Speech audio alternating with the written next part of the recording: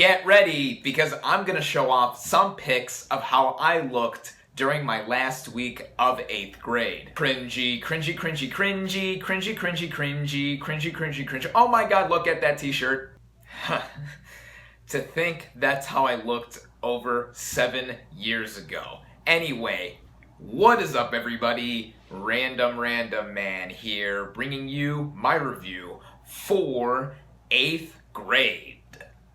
Now the plot basically follows Kayla Day, played by Elsie Fisher, an 8th grader who is struggling to finish her last week of classes before embarking for high school. Going into this movie, I was quite interested to see it as rumblings of this film first emerged to me back in January, where it premiered at, say it with me now, the Sundance Film Festival. I was also interested in seeing this movie because of its writer/director behind the camera. This film is written and directed by Bo Burnham. Now that name is familiar to me, as I've been a fan of this guy for quite a while now. I remember his work on YouTube from over a decade ago, and his stand-up comedy is hilarious. I think this guy is funny. So seeing Bo Burnham venture into the world of film had me quite excited to see what he would do. I mean, just last year, I saw him in a minor supporting role in The Big Sick, one of my favorite movies of 2017, and 8th grade marks the feature film debut of Bo Burnham. So that had me quite curious to see what he would do with a story like this that he is telling. Starting out with the cast and their performances, we have Elsie Fisher in the lead role of Kayla Day. You may not have recognized her in the past for anything she has done on screen. In fact, I believe this is her first leading role in a film, but you may have recognized her as a voice in some popular animated films. She was actually the voice of Agnes in the first 2 Despicable Me films, the daughter of Gru who is obsessed with unicorns. "It's so floppy," as she said in the first film. And I've actually seen her in an interview promoting the second movie, and seeing her now in 8th grade, she's definitely grown up quite a bit. So seeing her as an actress on screen as opposed to vocally for some animated films, it's quite a contrast, but what I was more impressed by was seeing her nuanced and natural performance shine through. This is without a doubt a breakthrough performance for the actress, as Kayla herself as a character is quite shy, nervous, quiet. She's even voted most quiet as a part of her 8th grade superlatives. And the way Fisher is able to portray all of that on screen was very subtle but also relatable. Fisher portraying Kayla, I think, will resonate with a lot of people in how she recaptures or captures a lot of the fear of going on from middle school to high school. The supporting cast that aid Fisher in her performance, I think, add on to the film supremely well. We have Josh Hamilton as the single dad to Kayla, and he's the kind of dad that I think I'm gonna probably end up being like once I have kids of my own, as he's kind of dorky / dweeby and off kilter, but he genuinely loves his daughter and tries to show that in any way he can, much to Kayla's annoyance, but I think that part of their relationship is relatable to a lot of parents and their kids. There's even this heart-to-heart moment that Hamilton shares with Fisher at one point in the movie, as it really did feel quite genuine and full of absolute feeling. I think that was a highlight of the movie. There are 2 other members of the cast I have to give shout outs to. Emily Robinson plays this high schooler who Kayla is with as a part of this Shadow Day program for one day where 8th graders get to experience high school life for one day, as I've said. And the way Robinson portrays her character is quite upbeat and very bubbly, and she just has this kind of lovely attitude, I think. I was quite a fan of her performance. And then there's also Jake Ryan as this cousin of a popular girl at Kayla's school, and they meet at the pool party / birthday party that Kayla is essentially forced into going by this popular girl's mom. And his performance is similar to the dad's performance, where he is a bit more on the dorky side, but he also seems like a very genuine guy in the interactions that he has with Kayla. And all I'm gonna say is chicken nuggets with all of the dipping sauces. Yeah, if you've seen the movie already or are going to see it, you're gonna know what I mean. So all in all, with the performances here, while I think that they are all quite terrific, it is Elsie Fisher's performance as Kayla that is phenomenal. The writing and by extension the direction by Bo Burnham immediately set up this kind of tone with the film where it is on the modern side. It is very clear that this movie is taking place in the current era, in 2017, which was when this movie was shot. So a lot of current technology and other social media is spotlighted heavily during a lot of sequences in the film. And when the movie begins also, kind of going into Bo Burnham's YouTube background, Kayla is seen recording a video for her own YouTube channel where she is giving tips and advice to her viewers, even though she doesn't have that many viewers on her channel. But it immediately sets up the tone of the film to where you see that on the outside, Kayla is trying to be the most helpful person possible with what she knows, but on the inside and throughout much of the movie, she doesn't have that much confidence and she is trying to break out of her shell. With those YouTube videos that Kayla makes as well, they are used in a pretty unique way throughout the film where after a specific sequence or moment happens, we see another YouTube video pop up or have its audio be overlaid over the rest of the footage in the film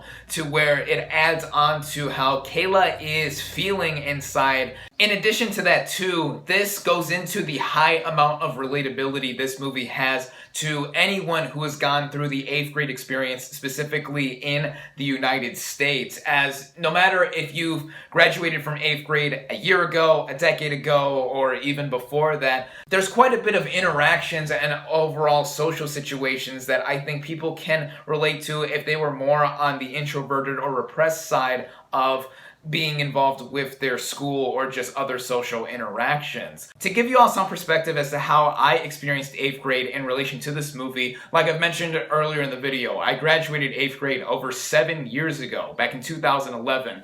And at that time, among my age group, the popularity of social media and the use of smartphones was slowly increasing at that point. I mean, I remember getting my first smartphone the summer in between me graduating 8th grade and starting high school, an iPhone 4. I mean, yeah, remember these things? Yeah, everyone just about had to have an iPhone, and I even joined Facebook 2 weeks before I started my 8th grade year. Actually, yeah, wow, almost 8 years ago I joined Facebook. So yeah, with that too, I think this movie's gonna hit more home towards the kids of this generation, Generation Z. I'm a part of Generation Y. I'm a millennial, as a lot of it is geared towards them as to how they interact with other kids, specifically online with technology. Seeing this movie as a coming-of-age film in the perspective of this age group creates quite a contrast to other coming-of-age movies that I've seen, either from a different year or even set in a different year. Even comparing it more so to me in my eyes with something like Lady Bird from last year, a film I absolutely adore, and there are a few similarities with this film. I mean, it's a period piece of sorts with a female lead, and there is a specific relationship to one parent that gets spotlighted a lot in both films, but I would say that's where the similarities stop there, as I think these two movies are quite different in their execution in how Lady Bird actually takes place over the course of Lady Bird's senior year of high school, while 8th grade takes place over the course of the final week of 8th grade for Kayla. So that time difference is one thing to take note of as well. But I think what both of these movies do have in common in terms of quality is, again, like I've mentioned with Elsie Fisher and her performance, it is amazing, the performances are great, the writing creates a lot of relatability, and even the presentation of what we see in how the time periods are played up are used to such a tasteful fashion. I mean, wow, this being the first film from Bo Burnham, not only as a writer but as a director, it is quite impressive. The writing he has down packed in creating a lot of genuity with how this movie is presented, but with the directing and how he helms scenes from characters interacting with each other and the overall transitions to create more of this very modern tech tone is something that I was quite drawn to.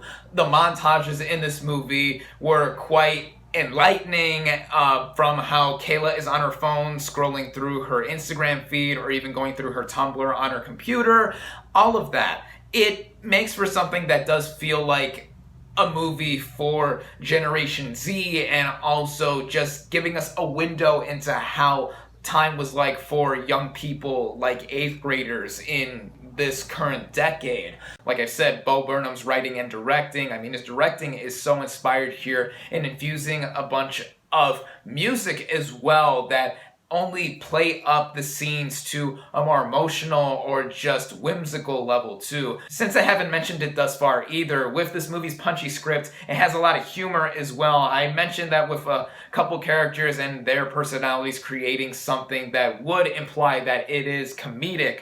But with this movie being funny as well, I laugh a lot because, yeah, did kids really act like this at my age, or do kids really act like this now, given the advent of social media and technology? But it doesn't sugarcoat anything in the slightest. I mean, kids were dirty. That's something that contributes to me looking into this as a window for how kids of today are acting like. Some could even say that the social conversations that Kayla has with other kids or kids with other kids is cringeworthy in execution, but like I've said, I view this from an outside perspective in me looking at how kids are today. But this even goes into the cinematography of the film. Some shots where they expand it into more wide shots, or where we follow Kayla walking around. Those shots really made me feel like I was in Kayla's shoes, like when she is having an anxiety attack at that birthday party / pool party, or also when she is walking around a mall. And it all comes together with a running time of about an hour and a half, a little over 90 minutes, which is just pitch perfect, I feel. This movie, I don't think, lingered on for that long with any of its scenes, and really didn't feel slow or too fast in the slightest. This is a coming-of-age movie that I think will be relatable to so many people on different levels, whether they remember middle school fondly or not so fondly, or if you're in middle school right now, this is something that you should see. And on that note, this is something I have to mention. Mini rant incoming.